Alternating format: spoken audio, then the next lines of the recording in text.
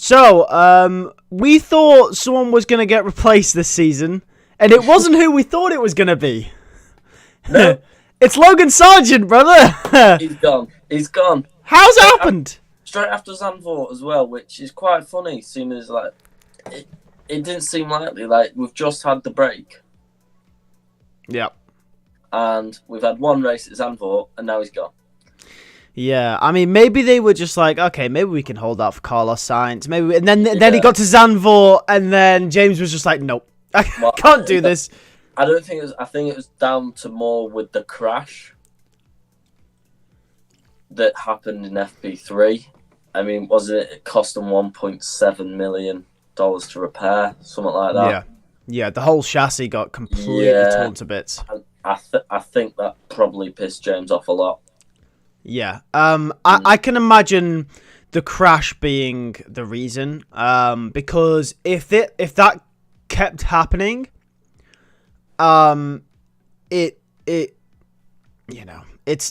gonna cost Williams the upgrades later on in the season. It's gonna cost them potentially World Championship points. Well, yeah. I mean, and now they've gone and put their faith into a young Franco Colapinto. Yeah, and we'll touch upon him, but one thing I just want to point out is that the only thing that Logan Sargeant was giving Williams before he's been dropped was the fact that he was someone who knew the car, knew the team, knew the engineers, was experienced in the sport to keep him on for the rest of the season until Carlos Sainz came in. Yeah. And you know, when you've got that stability, he's not going to score points over Albon, is he? No chance. There's only one driver in that team who can score points, and that's Alex Albon. Right? Yeah. The only thing that was keeping him out of being binned out of the seat was he was at least he could at least keep the car on the track, but he can't do that.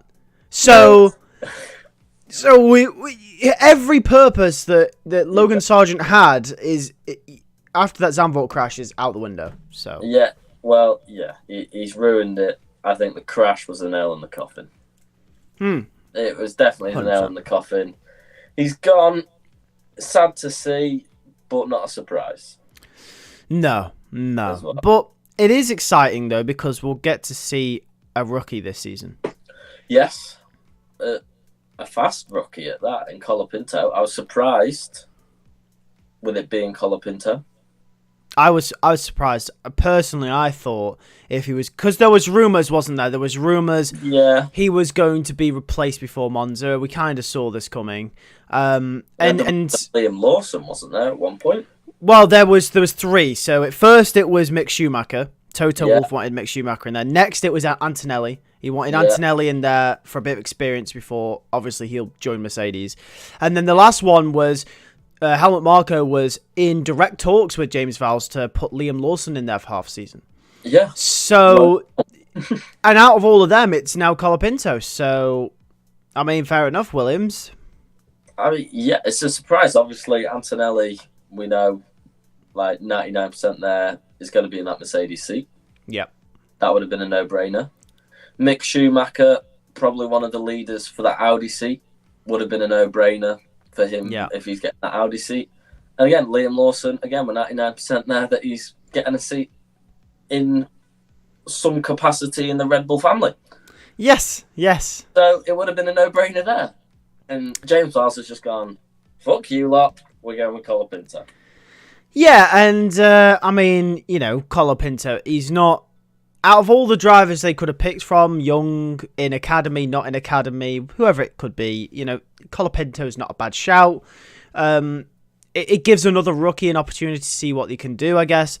We've already seen Mick Schumacher. We know Antonelli's pretty much nailed on, and we've seen Lawson, as you've said. So it's fair enough, and he's having a very good season in F2. Oh yeah, definitely he is, and what's to say that he? What if he does well with the remaining half a season at Williams? Yeah. Like there is a vacancy at Audi left. Nothing is decided. What if he's there with Albon? Yeah. Like, is there an open door there at Audi for Colapinto if he does well? Well, he can't go ignored, can he? No, it couldn't go ignored if he's thereabouts with Albon, could it? No, it really couldn't. And what I think is interesting about this is that we saw this with Nick de Vries as well when he filled in a few years ago before getting the shot at AlphaTauri. Well, we saw it with Lawson last year filling in for Daniel. Yeah, and we saw it for Lawson. So it's happened on many occasions. And, you know, Nick de Vries, as much as he was bad during his full debut season, he only got the shout. He got the shout because he filled in and he did well. The same way Lawson is getting a shout in any of the 4 Red Bull cars next year is because of the good that he did last season. So if Colapinto proves himself at the end of the season, you know, Audi are going to be knocking on the door, I presume. I would definitely say so, because half a year experience in Formula One, and if he performs at a good level against a driver like Albon, it pretty much is a no-brainer. Yeah, I know. I think either way, it's fair to say that I think he'll probably be the reserve driver for Williams next season, 100%. Just off the basis that, you know, he's now in the car. He's now in the car. But you know what would be funny, actually? I was just thinking about this. I know how unlikely it is, but we saw it with Daniel Ricciardo. Yeah. You know, Daniel Ricciardo got injured last season. What if Colapinto somehow gets injured? Does Logan come back in for a few races? What happens? What if Albon gets injured again or is out? What happens? Who knows? Who knows? Bortoleto might get a chance. Yeah, then we're talking about Bortoleto. Then we're talking about Antonelli. Then we're talking about Mick Schumacher. Maybe someone else needs their appendix taken out. Yeah, I mean Logan Sargeant's there if you need him. Yeah, who knows? But a bit of breaking news, wasn't it there? No, it's quite good. I mean, just to round off, Logan Sargeant will probably go to IndyCar or some other formula. He's not a bad race driver. He's just not quite cut out for Formula One. And Formula One is the fastest and the best motorsport in the entire world. It's the pinnacle of racing. You know, some drivers just aren't cut out, but I'm sure he'll do well elsewhere. I don't doubt it. No, I'm sure he will. He's a good driver. He's just not Formula One. No. But anyway, yeah, that was it. We'll see you in a bit.